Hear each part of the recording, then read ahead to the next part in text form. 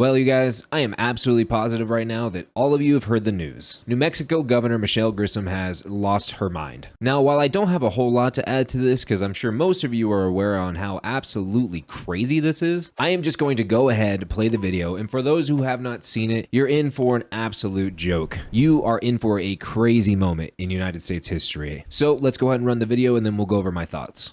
But your point is valid. You took an oath to the Constitution. Isn't it unconstitutional to say you cannot exercise your carrying license?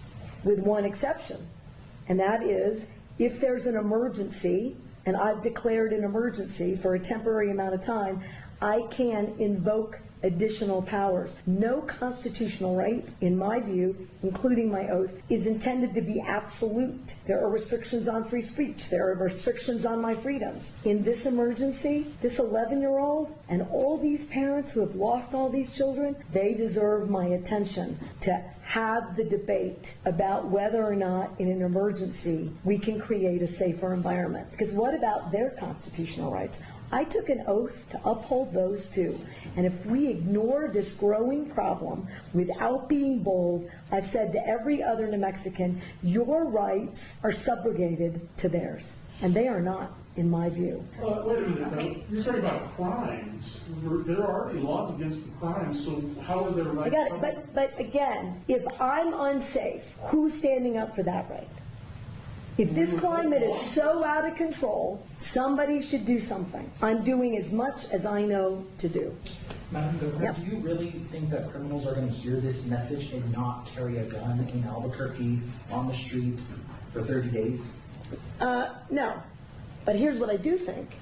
It's a pretty resounding message. All right, so let's go ahead and start with you took an oath. There is no exception, and you can't just evoke new powers that go above the Constitution. That is just not how this works. Just because you declare an emergency does not give you some kind of magical powers that allows you to strip people of their constitutional rights. As governor, you took an oath to uphold those rights, and you can't just decide that there's an emergency and you can just strip them away. And yes, constitutional rights are not absolute, but under the oath you have taken, you are obligated to do as the Constitution says until it says otherwise. You don't get to just choose what is in play and what isn't in play. And the restrictions to freedom of speech that she's referring to are based on calls to actions that are harmful and destructive, or direct threats of harm. There is nobody calling for that to change. The 11-year-old boy that was shot and killed was Froylan Villegas, and we do not know at this point if the shooter was legally carrying the gun. But regardless of being able to legally carry the gun or not, what this person did was obviously illegal. And next, you can't selectively choose which constitutional rights you want to uphold or discard. Trying to strip one right for the sake of another is selective, unfair, and not to mention illegal. And lastly, laws already exist against these crimes. And she followed with acknowledgement that criminals are not going to listen to this gun ban because, shocker, criminals don't follow the law. So what exactly is the point of all this? I'm just going to refer to my own tweet that I posted underneath this video. I had posted, "You need to make things safer by stripping guns from law-abiding citizens? The criminals would have a field day knowing that all the good people have their guns taken away. I say nothing less but life in prison for this woman. Not only what she is attempting is unconstitutional, it puts many innocent people's lives at risk." And that's ultimately true because law-abiding citizens are going to follow the law while criminals are going to continue to be criminals. So in what way stripping rights of law-abiding citizens who legally are carrying firearms going to help anybody? Because essentially this woman would be stripping away any sort of ability to combat these people that legally open carry and legally concealed carry into essentially sitting ducks. Now I know at this point there's already been response from the police that they're not going to uphold this, but the sheer fact that New Mexico's governor Michelle Grisham thought this was a good idea and she thought she can legally do this is kinda terrifying. But I'm going to wrap it up here saying this. Not only does this woman need to be impeached, she actually needs to go to prison. Just attempting to strip people of their constitutional rights as a sitting governor, in my opinion, deserves prison time. The oath you take to uphold the Constitution as it stands, as it reads, has no exceptions and it never will. But you guys, these have been basically all of my opinions, and I would love to hear what you guys have to say in the comment section down below. And as always, do not forget to hit the like or the dislike button, subscribe to the channel, hit the notification bell so you get notified every time I post a new video, and I will see you guys